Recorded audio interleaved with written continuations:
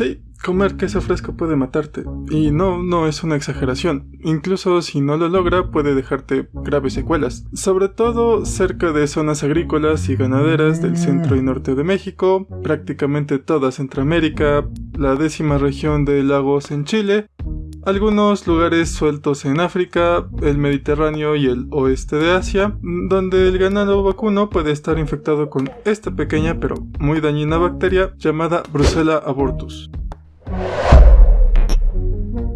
En un artículo de 2021 se reportaban 500.000 casos nuevos anualmente, siendo la enfermedad zoonótica más frecuente en el mundo. Esta puede transferirse a la leche y por tanto estar en algunos productos lácteos fabricados con leche sin pasteurizar. ¿Y cuál es un producto fabricado con leche sin pasteurizar? Pues el queso fresco.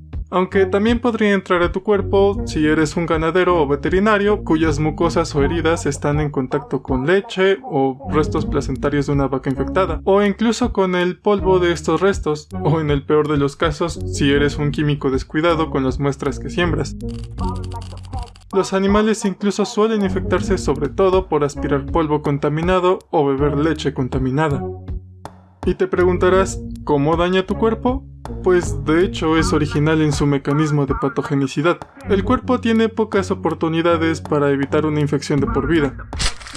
En cuanto las bacterias son fagocitadas por leucocitos, estas intentarán acidificar el fagosoma donde se encuentran durante 8 a 12 horas, a un pH menor a 3.5, mientras intentan evitar la fusión con el lisosoma, una vacuola con enzimas digestivas y productoras del estallido respiratorio, que las destruiría por completo. Múltiples fagosomas no lo logran, pero solo hace falta algunos que sí para condenar a la célula. En cambio, en las células fagocíticas no profesionales, como las células epiteliales de las mucosas o incluso fibroblastos, células presentes en casi todo el cuerpo, se asocian con proteínas en la membrana como receptores de tirosinasenasa y GTPasas, presentes en balsas lipídicas, formando un endosoma que igualmente se acidifica, formando las llamadas vacuolas endosomales contenedoras de Brucella. Después de la acidificación, el fagosoma o endosoma se dirige al retículo endoplasmático, con el cual se fusiona, gracias a vías dependientes de las proteínas SAR1 y RAP2, formando ahora vacuolas endosomales contenedoras de Brucella repetitivas.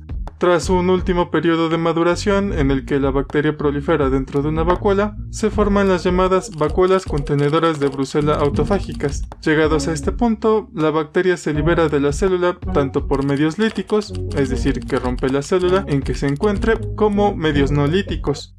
Ahora, cuando la brucelosis, la enfermedad causada, inicia, los síntomas suelen aparecer 2 semanas después de la exposición, e inicialmente no son muy diferentes a una gripe, es decir, escalofríos, mialgia o dolor muscular, artralgia o dolor articular, y cefalea o dolor de cabeza. Pero hay un signo que, en cambio, es bastante característico cuando se acompaña del antecedente ocupacional o ingestión de lácteos sin pasteurizar, y es la llamada fiebre ondulante, un patrón de fiebre en el que aparece fiebre intermitentemente en un momento del día, por ejemplo en la mañana, acompañado de diaforesis o una alta sudoración. Esta coincide con el momento de liberación de la bacteria en el torrente sanguíneo, que con el pasar de los días puede llegar a un pico de fiebre de hasta 41 grados Celsius, fiebre la cual puede ser mortal, tanto por consecuencias de la deshidratación como por daño cerebral en caso de presentarse en una región calurosa o con una vestimenta demasiado abrigadora. Este patrón de fiebre típicamente dura entre 1 y 5 semanas continuas, tras lo cual los síntomas disminuyen o desaparecen por entre 2 y 14 días, con frecuencia seguido de más periodos de fiebre ondulante, en un ciclo que puede durar desde meses hasta años. Después de solo la primera etapa febril, pueden aparecer nuevos signos y síntomas, como una mayor mialgia y artralgia, pero también irritabilidad,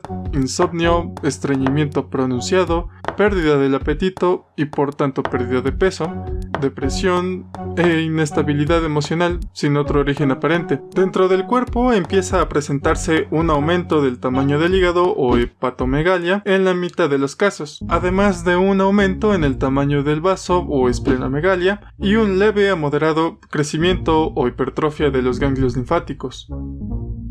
La brucelosis es letal en apenas cerca del 5% de los casos, lo cual da un buen pronóstico si la enfermedad es detectada a tiempo, pero al ser la enfermedad zoonótica más común, de cada medio millón de personas infectadas al año, cerca de 25,000 personas están en auténtico riesgo de muerte. Para un médico experimentado en enfermedades infecciosas, los signos de fiebre ondulante y antecedentes de vida en entornos rurales o consumo de productos lácteos sin pasteurizar pueden parecer suficientes para llegar a un diagnóstico, pero sin el antecedente epidemiológico, el médico puede querer descartar también malaria, aunque los patrones de fiebre de esta última no constan de ciclos diarios normalmente.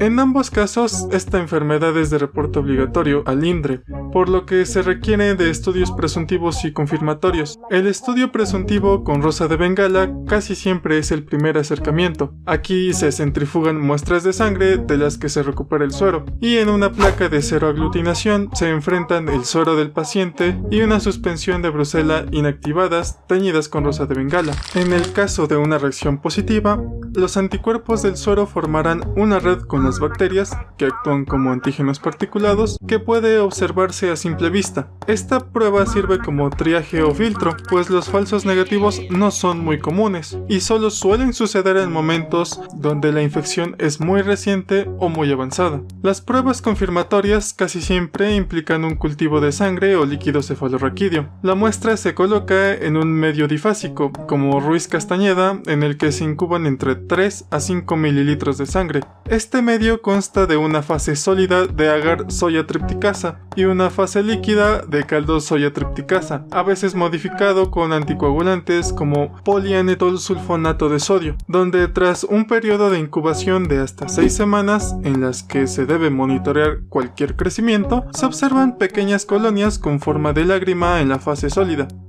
A pesar del desarrollo de nuevos hemocultivos, este medio sigue siendo el ideal para el diagnóstico de brucelosis, con un éxito de hasta 95%. Después del crecimiento en el medio bifásico, la bacteria debe subcultivarse y aislarse en un medio sólido. Es esperable que crezca en medios como agar brucela, un medio de cultivo enriquecido con sangre de ovino al 5%, que remarcadamente contiene tripteína, peptona, glucosa, extracto de levadura y bisulfito de sodio, especialmente diseñado para su crecimiento. Sin embargo, no todos los laboratorios, y en especial aquellos de escasos recursos, cuentan con este medio, en cuyo caso los medios agar sangre, agar chocolate o agar soya tripticaseína, preferentemente con un 5% de suero bovino, pueden ser suficientes para aislar esta bacteria tras un periodo de incubación de 2 a 5 días.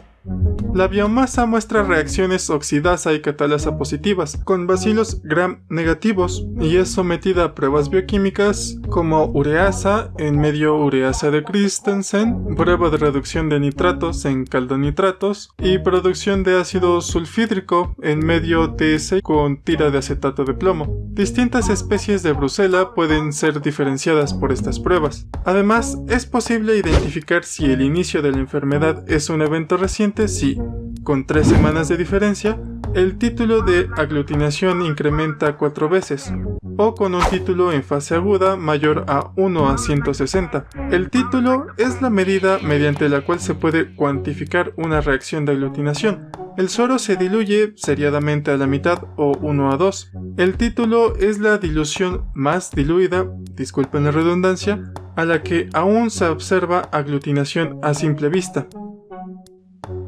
Esta enfermedad se puede tratar, no curar, con tratamientos de varios antibióticos que incluyen doxicilina, rifampicina y finalmente streptomicina, gentamicina o ciprofloxacina, en tratamientos que se prolongan por semanas, usualmente 6, excepto en infecciones del sistema nervioso. Esta es una enfermedad bastante seria, con un tratamiento largo y una infección de por vida. Por ello es preferible enfocarse en la prevención.